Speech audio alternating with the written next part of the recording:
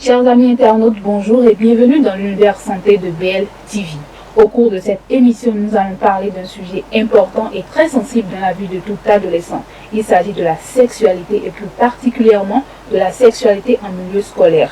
Et pour en parler, nous avons invité un spécialiste de la question. Il s'agit de Carlos Ouanou. Il est spécialiste en communication, droits sexuels, santé et reproductive. Monsieur Carlos Ouanou, bonjour. Bonjour madame.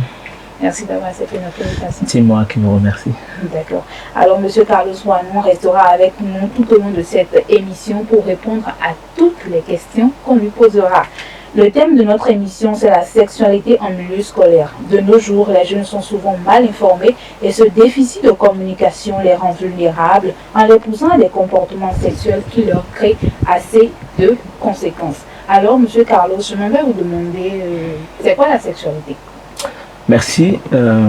La sexualité, c'est tout ce qui concerne la santé de la reproduction biologique des organes. La santé sexuelle, tout ce qui a trait à la reproduction. Donc la sexualité, c'est d'abord la santé de reproduction et après la santé sexuelle. Tout ce qui concourt à la reproduction des organes. D'accord, tout ce qui concourt à la reproduction des organes. Alors, peut-on parler de cette sexualité en milieu scolaire ? Bien sûr, parce que là où il y a des êtres humains, il y a forcément question de sexualité. Là où il y a des jeunes de différents sexes, des personnes de différents sexes, il y a forcément question de sexualité. Parce que la sexualité, c'est un besoin, c'est un désir. Ouais. C'est un besoin, c'est un désir. Oui. On voit que dans la société africaine, parler de sexe à un enfant n'est pas bien vu. C'est pas bien vu parce que nos parents ont toujours pris le sexe pour un sujet tabou. Nos parents ont toujours considéré la sexualité comme un sujet tabou, donc c'est normal que ce ne soit pas bien vu, justement, parce que nous avons les questions de normes sociales, nous avons les questions de mœurs, nous avons les questions de tradition, et nous avons des questions liées à notre sociologie, à la sociologie du développement africain, qui fait que beaucoup pensent que parler de la sexualité avec les enfants est forcément tabou, avec des adolescents, pas avec des enfants forcément, mais déjà avec les adolescents c'est forcément tabou et qu'il ne faut pas du tout en parler. D'accord. Alors je m'aimerais vous demander, vu que vous avez vu de dire qu'il est important de parler de cette sexualité à tout adolescent, bon, d'abord ceux qui on voit déjà les premiers signes de puberté. À quel âge, vu que la puberté aujourd'hui n'a plus d'âge, déjà à 9 ans les enfants poussent tout, mais à 12 ans, à quel âge on peut parler de sexualité à un enfant ? À quel âge je veux parler de sexualité ? La sexualité, en fait, le dialogue sur la sexualité n'a pas d'âge précis. Ça là, peut-être d'autres vont vous dire à tel âge, à tel âge, à tel âge. Mais en matière de sexualité, chacun fait une expérience particulière. Chacun fait une expérience totalement personnelle. Et ça fait qu'il n'y a pas vraiment d'âge. L'enfant qui a 10 ans, ou le jeune, oui, le petit enfant qui a 10 ans, peut ne développer aucun signe lié à la sexualité, peut ne développer aucun signe de puberté. Alors que l'enfant qui n'a que 7 ans, qui n'a que 8 ans, en sait déjà beaucoup, et donc cet enfant-là mérite qu'on lui parle de la sexualité déjà, mérite qu'on le prévienne par rapport aux faits liés à la sexualité, mérite qu'on le prévienne par rapport à sa santé sexuelle. Mais quelqu'un d'autre qui n'a aucune connaissance de ça, n'exprime pas les mêmes besoins en matière de sexualité qu'un enfant qui est totalement exposé ou qu'un adolescent qui est totalement exposé. Donc il n'y a vraiment pas d'âge. Il faut suivre le besoin de l'enfant, il faut suivre la croissance de l'enfant, il faut suivre la psychologie de l'enfant pour savoir à quel moment commencer à lui parler de la sexualité, c'est important. Ok, donc si je vois ma fille, une jeune adolescente qui a déjà les caractères sexuels secondaires qui se développent, je peux déjà m'approcher d'elle pour lui parler de sexualité. Oui, même s'il ne faut pas attendre le développement des caractères sexuels secondaires. Il faut suivre l'attitude de l'enfant, il faut voir la croissance de l'enfant, il faut suivre toute l'attitude de croissance de l'enfant. L'enfant peut ne pas avoir développé des caractères sexuels secondaires, mais commencer à évoquer des thèmes liés à la sexualité. Moi, un parent m'a sollicité pour parler de la sexualité avec son garçon, parce que le garçon qui rentre et qui trouve que telle fille à l'école est sa copine. Alors que le garçon est carrément en 5e ou en 4e et a moins de 12 ans. Mais qui trouve que telle fille est sa copine et qui évite carrément d'autres filles et qui ne veut être qu'avec cette fille-là seule, par exemple. Ou vous voyez, dans un autre cas, un parent qui vous invite à parler de la sexualité avec ses enfants et dont l'enfant, par exemple, refuse d'aller à l'école parce qu'une certaine Tania a quitté la classe. Donc lui, cet enfant-là exige le retour de Tania, déjà au CP, au CE1, exige le retour de Tania pour que lui puisse encore aller à l'école. Donc vous voyez quand vous voyez de ces genres de signes, quand vous voyez de ces genres de comportements, il faut commencer à parler à l'enfant. Tania, c'est qui? Et qu'est-ce que tu as l'habitude de dire avec Tania? Qu'est-ce qui te lie à Tania? Et comment est-ce que, en fait, entre Tania et toi, c'est quel type de relation? Pour voir, est-ce qu'il apprécie seulement la personnalité de Tania? Est-ce qu'il est-ce qu'il aime la présence de Tania? Est-ce qu'il s'amuse avec Tania? Ou ça va déjà bien loin? Donc il faut pouvoir analyser tout ça et savoir quand commencer à parler de la sexualité avec les enfants. Donc c'est parler de la sexualité avec les enfants, il en va également du droit des parents qui doivent observer. Bien sûr, c'est la grande responsabilité des parents. Parce que l'éducation part du socle familial. L'éducation part du milieu familial. Et si c'est dans votre maison qu'on vous apprend à laver les plats, qu'on vous apprend à faire la vaisselle, qu'on vous apprend à laver les assiettes, qu'on vous apprend à laver vos habits, si c'est à la maison qu'on vous apprend à vous brosser les dents le matin quand vous vous levez, si c'est à la maison qu'on vous apprend à vous payer les cheveux après la douche, pourquoi on ne va pas vous apprendre à la maison comment vous comporter sur le plan sexuel? L'éducation, en fait la famille constitue la base, le socle de l'éducation. C'est très important. Donc du moment où l'enfant est en train de grandir et qu'on lui apprend tout ce qui a trait à sa personnalité, il faut également commencer à lui apprendre tout ce qui a trait à sa sexualité, parce que la sexualité fait partie de la personnalité de l'enfant. C'est important. D'accord. Ouais. Alors, vu que au cas où les parents n'ont pas fait une attention particulière à leur enfant, vu leur comportement et tout, quand l'enfant vient à l'école, lui parler de cette sexualité, est-ce que ça va donner à cet enfant une responsabilité ou carrément va le conduire dans tout ce qui est débauche et comme ça? L'école est le deuxième milieu de socialisation. Lorsque vous quittez la famille, vous venez à l'école, l'école est le deuxième milieu de socialisation. Donc, il y a un premier niveau de socialisation qui constitue la maison. Le deuxième niveau de socialisation, quand l'enfant va à l'école, c'est bien sûr l'école. Avant le troisième niveau de socialisation qui constitue la société, les amis et tout ce qui va avec. Donc, lorsque l'enfant n'a pas eu droit à toute cette éducation à la maison, c'est normal qu'il puisse avoir droit à cette éducation-là à l'école. Parce que l'école vient compléter ce que la maison n'a pas pu faire. L'école vient consolider, compléter et vient en complément, comme on le dit, à ce que la maison a déjà fait ou que la maison n'a pas pu faire, évidemment. Donc c'est normal que l'enfant qui n'a pas eu droit à l'éducation sur la santé sexuelle, que l'enfant puisse avoir droit quand même à cela à l'école. C'est important. Oui, maintenant s'il faudrait que cet enfant ait droit à cette éducation sexuelle à l'école, est-ce que c'est l'enseignant qui le lui donnera? Est-ce que c'est auprès de ses amis? Il va entendre parler de ça, mais comment cela va se passer? Alors, l'enseignant joue un rôle de parent. Ça là, soyons en clair sur ça, l'enseignant joue un rôle de parent. Maintenant, il faut des éducateurs spécialisés en matière de sexualité. L'éducation et la santé sexuelle, en fait, la santé sexuelle doit constituer une matière à part, avec des éducateurs en santé sexuelle qui vont apporter cette connaissance-là aux adolescents, qui vont apporter cette connaissance-là aux élèves. C'est très important parce que lorsque l'enfant quitte la maison, l'enfant vient à l'école. Ne demandez pas à l'enseignant de français, l'enseignant d'anglais, qui ne sait même pas comment lui-même va parler de la sexualité à ses enfants à la maison, qui n'a pas la méthode qu'il faut. Parce que parler de la sexualité avec les adolescents, c'est toute une stratégie, c'est un ensemble de méthodes, s'il vous plaît. Donc, ne demandez pas à un enseignant de mathématiques, à un enseignant de PCT ou de SVT de venir parler de la sexualité en fait à d'autres adolescents, alors que lui-même peut-être a quelques difficultés pour parler de la sexualité avec ses enfants à la maison. Donc il faut prendre des éducateurs, des éducatrices spécialisées qui ont cette formation-là en droit sexuel et santé reproductive pour pouvoir parler de la sexualité aux adolescents. Actuellement, nous sommes dans un programme comme ça au Bénin, où il y a des écoles expérimentales, des structures d'enseignement expérimentales dans lesquelles on est en train de mettre en œuvre l'éducation complète à la sexualité pour voir comment est-ce que ça évolue et qu'est-ce que ça fait justement. Donc, côté éducation, vous venez de dire que la sexualité chez l'enfant, n'a pas d'âge pour qu'on parle de sexualité à un enfant.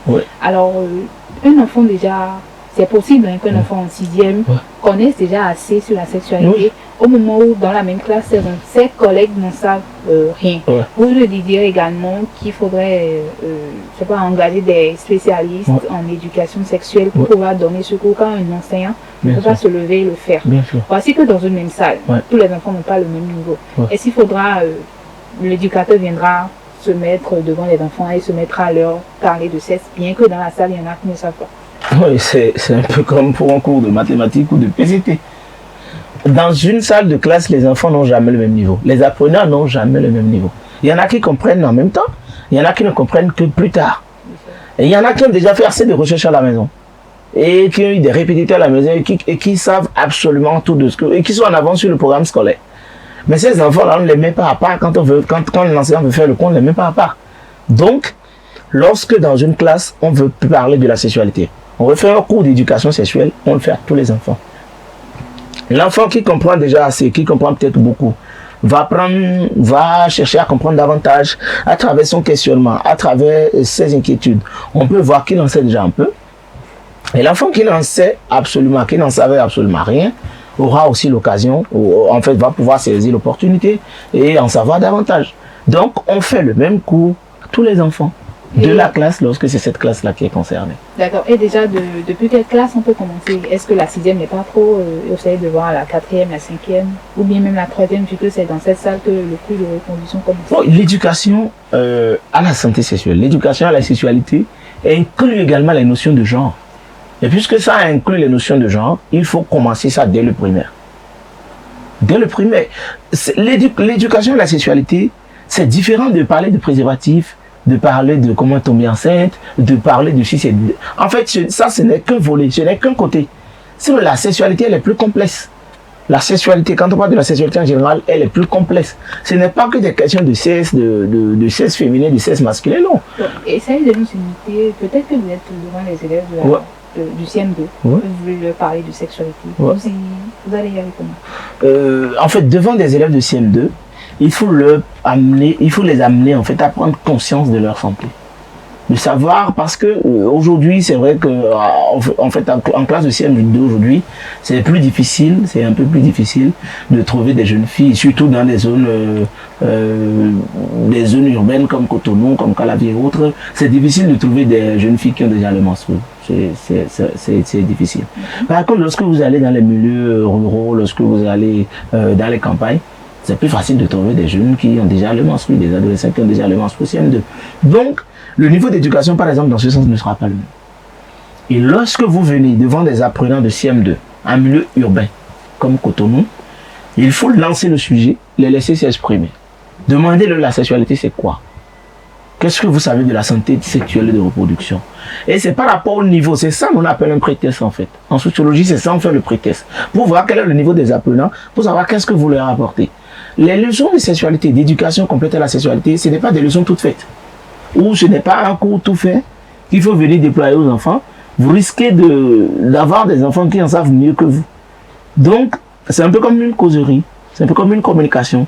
Vous évaluez le niveau de la cible, et c'est en fonction du niveau de la cible alors que vous apportez des clarifications et vous apportez des trucs qui restent. Vous êtes peut-être dans une classe de 5e où vous estimez qu'il faut parler de l'abstinence, qu'il faut faire le cours sur l'abstinence. Alors que 75% des adolescents qui sont dans la salle ont déjà connu le sexe. Vous allez rater votre cours, ça c'est clair. Mais parler d'infection, parler des infections liées à la sexualité, parler des infections sexuellement transmissibles, des grossesses précoces et non désirées, va vous offrir plus d'avantages, voilà, va plus les intéresser que leur parler de l'abstinence, que leur parler de quoi encore, je ne sais pas. Mais ce n'est pas une raison pour occulter la partie du moins. Non, ce n'est pas une raison pour occulter la partie de l'abstinence. Mais la quintessence de votre communication ne doit pas être l'abstinence. Ça ne peut qu'être un petit développement à côté de tout ce que les enfants doivent savoir, tout ce que les adolescents doivent savoir, évidemment. Donc, si je comprends bien, ça revient à ce que vous avez dit au début, hein, il faudrait partir du niveau d'éducation de la sexualité. Bien sûr. Ne pas partir du niveau d'éducation à la sexualité de chaque enfant, c'est rater sa communication en termes de sexualité. Même lorsque nous autres, nous allons sur le terrain, lorsque nous rencontrons des gens avec qui nous voulons parler de la sexualité, la première des choses à faire, c'est d'évaluer le niveau de la personne. Même en communauté, même avec les communautés, c'est comme ça. Vous évoquez le sujet, vous essayez de voir qu'est-ce que les gens savent déjà de ça. Peut-être ils ont des idées erronées. Peut-être qu'ils se disent en savoir beaucoup, mais peut-être ils ont des idées erronées. Donc, du moment où ils sont en train de s'exprimer, du moment où ils sont en train de vous dire ce qu'ils savent de ce fait-là, ça vous amène à voir quel est leur niveau, quelles sont les erreurs qu'il faut en même temps corriger pour qu'ils ne répètent plus ça ailleurs, et ainsi de suite, c'est ça. D'accord. Au cas où, à l'école, on parle de sexualité à l'enfant. Oui. C'est vrai, le communicateur était venu à parler, l'enfant a compris, il a posé ses questions. Mais ça, les questions après le départ du communicateur, le taraude encore l'esprit. Il est rentré à la maison, il dit, chers parents, on m'a appris ci, ça, à l'école aujourd'hui. Expliquez-moi encore plus, je veux comprendre. Est-ce que disons, cette curiosité de l'enfant ne va pas gêner les parents à la maison, ce qui ne leur a pas, les parents n'ont pas parlé de sexualité à leur enfant. Ouais, les parents sont les premiers responsables de l'éducation des enfants. Donc les parents, pour tout processus d'éducation des enfants, doivent être associés. Ça veut dire que dans toute école, dans tout centre de formation où on veut dispenser des cours d'éducation à la sexualité, il faut associer l'association des parents d'élèves. Il faut associer les parents pour que les parents savent que maintenant on veut parler de la sexualité aux enfants. Et initier encore des séances pour les parents. C'est-à-dire initier de petites occasions où on rassemble encore les parents, où on leur fait le résumé de ce qu'on apprend aux enfants. Ça leur permet de prendre le relais une fois à la maison, ça leur permet d'avoir des informations qu'il faut, ça leur permet d'avoir les notions nécessaires pour compléter ou pour compléter, pour parfaire, voilà, ou pour être des relais une fois que les enfants sont à la maison et veulent comprendre davantage. C'est ça. D'accord. Je reviens toujours au niveau des enseignants. Vous avez dit, c'est vrai qu'un prof qui a du mal à parler d'éducation à son enfant à la maison ne pourra pas venir devant une classe le faire. Mais quand même, en tant qu'enseignant, il est éducateur. En voyant le comportement de certains élèves sur certains sujets, ne peut-il pas peut-être donner sa touche d'enseignant, d'aîné, pour pouvoir corriger le comportement de ce enfant? Je dis, les enseignants doivent être dans un rôle de parent. Le rôle de parent, oui, le rôle des parents, d'observateurs, ça les amène à donner leur avis sur tout ce qui a trait aux élèves. Bien sûr, lorsque tu t'habilles d'une manière ou d'une autre, lorsque tu viens à l'école et que tu n'as pas payé tes cheveux, c'est l'enseignant de dire pourquoi tu n'as pas payé tes cheveux. Lorsque tu viens avec un kaki sale ou une tenue, une uniforme sale, c'est l'enseignant de dire mais pourquoi tu n'as pas pris soin de laver ta chaussure, pourquoi tu n'as pas pris soin de laver ton uniforme. Lorsque tu viens, pourquoi les enseignants corrigent les cahiers de cours? Lorsque tu ne maintiens pas ton cahier de cours propre, lorsque tu n'es pas du tout sérieux, c'est l'enseignant, puisque c'est le milieu éducatif. Et l'enseignant qui est là représente ton parent. Donc l'enseignant est en mesure, l'enseignant est en droit d'apporter sa touche, de faire des observations nécessaires, quitte à ce que cet état de choses soit corrigé à l'avenir. D'accord. Je reviens maintenant aux actions déjà menées dans ce sens pour l'éducation sexuelle des filles. Il y a la BMS, la PSI et bien d'autres organisations qui travaillent dans ce sens. Et nouvellement, le gouvernement également a commencé des campagnes de sensibilisation dans les zones. Que pensez-vous de ça? Le gouvernement a un partenaire technique à travers son ministère de la Santé, un partenaire d'appui à toutes les organisations, que ce soit de la société civile ou que ce soit des organisations non gouvernementales. Le gouvernement a un appui important, un partenaire essentiel dans ce domaine-là. Donc, il faut d'abord remercier le gouvernement qui a accepté le plaidoyer des organisations non gouvernementales qui interviennent dans le domaine de la santé, de la promotion des droits sexuels. Aujourd'hui, il y a eu des pas, il y a eu des avancées. Lorsque vous prenez la BMS, à travers son programme Amour et Vie, lorsque vous prenez la BPF, à travers ses marges et tout, lorsque vous prenez APSA, Association pour la promotion, tout là. Donc, avec Care International, c'est des structures qui sont déjà dans l'éducation à la sexualité et qui sont partie entière, qui contribuent davantage à l'éducation complète à la sexualité, qui est en expérimentation, qui est dans sa phase expérimentale dans certains centres d'apprentissage, dans certaines écoles de notre pays. Donc c'est des efforts qui sont faits. Aujourd'hui, je l'ai dit, il y a des écoles qui sont en expérimentation, des centres de formation qui sont en expérimentation pour l'éducation complète à la sexualité. Et c'est grâce à ces organisations-là, appuyées par le ministère de la Santé, appuyées par le gouvernement à travers son ministère de la Santé. Voilà. D'accord. J'en viens maintenant aux lois votées en République du Bénin. Il y a d'abord la première loi, la loi numéro 2021-11 du 20 décembre 2021 portant dispositions spéciales de répression des infractions commises en raison du sexe des personnes et de la protection de la femme en République du Bénin.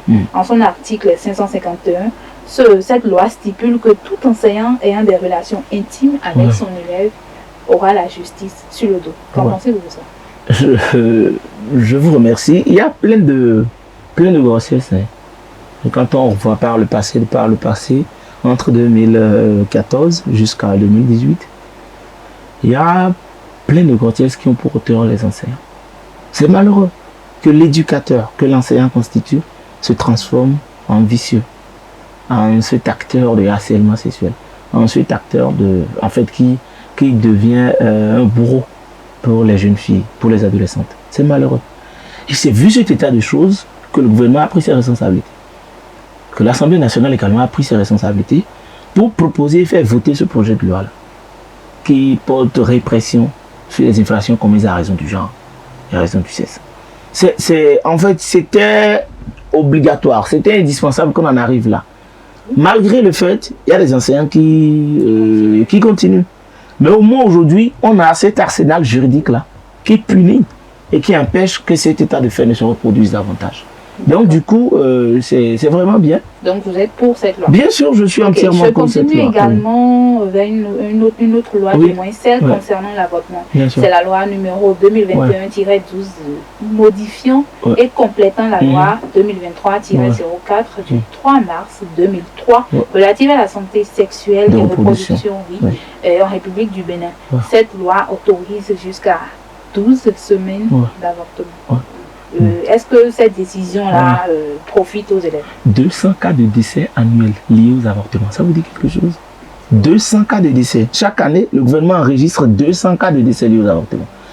Et tenez-vous tranquille, ça, c'est pas encore le cas des avortements clandestins. Des jeunes filles, des adolescentes qui se cachent pour mourir, pour grossesse non désirée, pour grossesse précoce. La petite fille de 12 ans qui est tombée enceinte et qui ne peut pas informer ses parents, ou qui connaît à peine l'auteur de sa grossesse. La jeune fille de 18 ans, 20 ans, 22 ans, qui est enceinte et qui connaît à peine l'auteur de sa grossesse, ou qui ne veut pas de cette grossesse-là, elle va avorter par tous les moyens. Et les moyens clandestins sont les moyens les plus refutés. Donc aujourd'hui, médicaliser l'avortement ou légaliser l'avortement par voie médicale, ça fait partie des prouesses de notre arsenal juridique aujourd'hui. Et les pays l'ont fait avant nous. Le Bénin devrait le faire depuis le protocole de Maputo en 2005. Donc aujourd'hui, ce n'est qu'un retard que nous observons et qui a fini par se concrétiser. Et puis vraiment, on ne peut que tirer un satisfaction au gouvernement qui est bien dans son rôle de protecteur. Ok, donc selon vous, cette loi profite vraiment aux élèves qui ne voudraient pas de leur grossesse, si je vous comprends. Oui, pas aux élèves. Cette loi profite à tous. Ce n'est pas prévu qu'un élève tombe enceinte, non. Il faut faire l'éducation à la sexualité. Il faut amener les apprenants à éviter coûte que coûte les grossesses non désirées en milieu scolaire. À éviter et lutter contre les grossesses. Maintenant, lorsque cette lutte ne marche pas toujours, ou lorsque quelqu'un tombe enceinte, une jeune fille tombe enceinte, il faut qu'elle soit libre de décider de garder ou de ne pas garder. C'est très important. D'accord. Sur cette phrase, je vous dis de dire un dernier mot à l'endroit de... Pas un dernier mot, peut-être un mot de fin. Parce que j'aime pas trop les derniers mots. Je pense que les parents ont une grande responsabilité. Celle de bien éduquer les enfants et de s'assurer que la sexualité ne constitue plus un tabou dans notre société. La sexualité doit être abordée comme les questions d'hygiène corporelle. La sexualité doit être abordée comme des questions de civisme, où on interdit aux enfants d'insulter de grandes personnes, où on interdit aux enfants de mal se comporter dans la société, parce que un enfant, un adolescent qui tombe enceinte de manière précoce ou qui meurt d'un avortement clandestin porte aussi atteinte et à ses géniteurs, à sa famille et à toute la société. Merci. C'est moi qui vous remercie. Je pense que si on va rester dans ce plateau, on ne va pas finir de parler de ce sujet.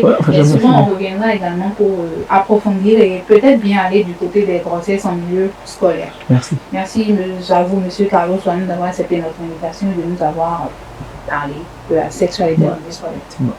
Alors, chers amis internautes, merci de nous avoir suivis. Je pense que vous avez compris. Parler de sexualité en milieu scolaire ne part pas d'un âge. Il faudrait que vous suivez la psychologie de votre enfant. Il faudrait que vous communiquiez avec l'enfant pour pouvoir savoir quand et comment l'aborder. Chers enseignants également, vous avez un rôle à jouer dans cette éducation sexuelle des enfants. Et bien, c'est la fin de votre émission BL Santé. C'était Gloria Akwaku, j'étais à la présentation. Hamza Kwakanou et Gérard Tiao étaient à la manipulation technique. Merci de nous avoir suivis. À la prochaine pour notre numéro.